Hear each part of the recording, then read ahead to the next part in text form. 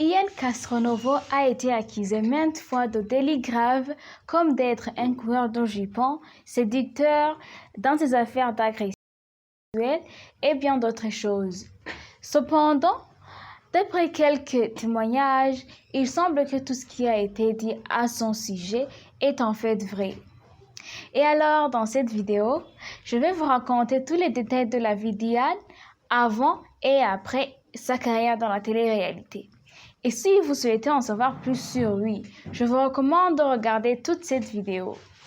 Ian Castronovo est un candidat de la télé-réalité découvert dans l'émission 10 couples parfaits. Il est né le 17 juillet 1993 à Lyon en France. Il a grandi aux côtés de sa mère, mais avec le temps, il a considérablement déménagé beaucoup. Il a également un petit frère avec qui il a une différence d'âge de 7 ans. De plus, il a des origines italiennes lointaines. Il a commencé à travailler comme cuisinier lorsqu'il était très jeune. Il a débuté son métier à 15 ans et à 19 ans, il a été embauché pour la première fois que chef de cuisinier en Suisse. Grâce à ses économies, il a pu créer des entreprises dont il a choisi de garder le nom secret.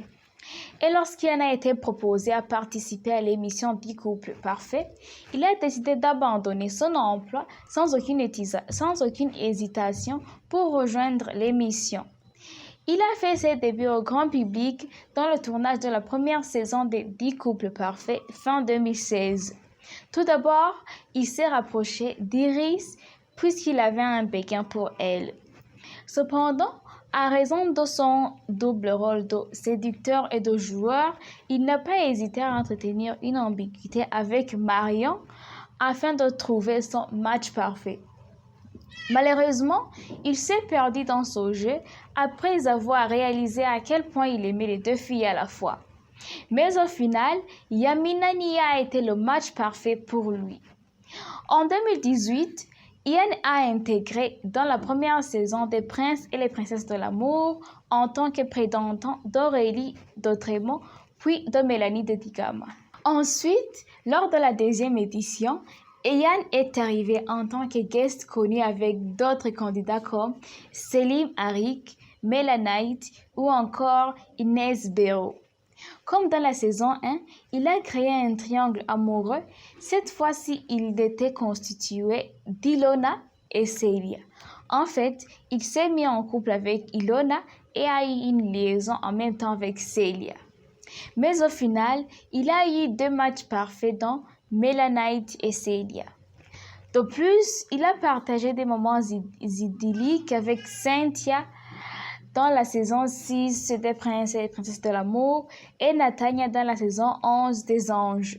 La même année, on l'a retrouvé sur TFX dans la saison 4 de La Villa des Cœurs Brisés. Et sa problématique disait « Je n'arrive pas à trouver une fille à ma hauteur ». En effet, il a participé à cette émission dans l'espoir d'oublier Vanessa Lawrence, dont il s'est rendu compte plus tard qu'il était profondément amoureux. Cependant, ils se sont mis ensemble et leur couple a passé presque 1 an ensemble et ils ont commencé à construire une maison. Ils ont également envisagé des collaborations professionnelles, mais malheureusement leur couple n'a pas duré et Ian a eu beaucoup de mal à s'en remettre. En 2019, il a participé dans l'émission Mondir et les apprentis aventuriers avec son ex Ilona au sein de l'équipe Blanche. Malgré toute l'anticipation, les 2 candidats ont gardé une solide amitié et ils étaient très compétents dans les épreuves. Au final, ils ont même réussi à remporter l'émission. Puis, Ian a rejoint le tournage de la saison 11 des Anges. Et pourtant, il n'était pas prévu au programme. En fait, il était à la demande de son ex, Vanessa Lawrence. Cependant, dès qu'elle l'a vu, Vanessa a rapidement changé d'avis et a dit qu'elle n'était pas prête à retenter quoi que ce soit avec lui. Ian a alors apparu dévasté et en pleine larmes. Et Vanessa lui reprochait d'être venue cacher son aventure. Donc, il n'a pas pu participer longtemps et il a finalement quitté le tournage. Puis, il a rejoint le casting des Princes et Princesses de l'amour saison 7. Mais en raison de son manque de sincérité, il a été rapidement éliminé. Fin 2019, Ian a rejoint le casting de la saison 12 des Anges en tant que chef cuisinier. Il s'est directement rapproché de la plantureuse Yami, mais sa jalousie et son manque de confiance a mis en péril leur relation. De plus, il a eu quelques aventures d'un soir avec Shani. Il a ensuite eu une histoire d'amour avec Giuseppa Surleo dans la saison 6 de la Villa de Cœur Brisé. Lors de la 10e saison des Marseillais à Dubaï, Juliette Tanti a invité Ian à la soirée des problèmes. Par la suite, il s'est mis en couple avec l'une des nouvelles candidates et il s'agissait de Lena. Après, il a rejoint le casting de la nouvelle émission de W9, Objectif Reste du Monde. De plus, il est devenu célèbre pour ses tentatives de manipulation dans le jeu. Il s'est alors mis en couple avec Adixia sur le tournage. Durant l'aventure, Ian a été en conflit avec beaucoup de personnes, notamment Giuseppa et Simon Castaldi, qui ont tout fait pour qu'Ian soit retiré de l'aventure.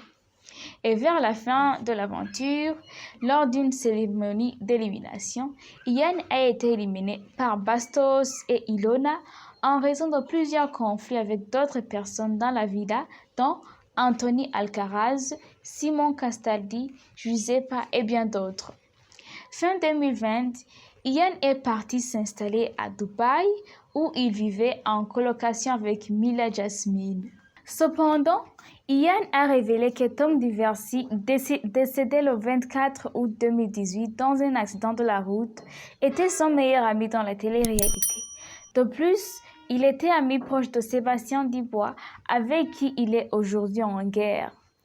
En ce qui concerne les accusations d'abus contre Ian, tout d'abord, Alix Demano a dénoncé les violences sexuelles d'Ian à la fin de l'année 2021.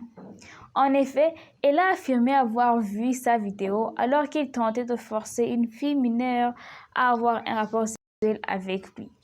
De plus, il a été accusé par les candidates Natania et Cynthia Califé de s'être masturbé à leur côté sans leur permission.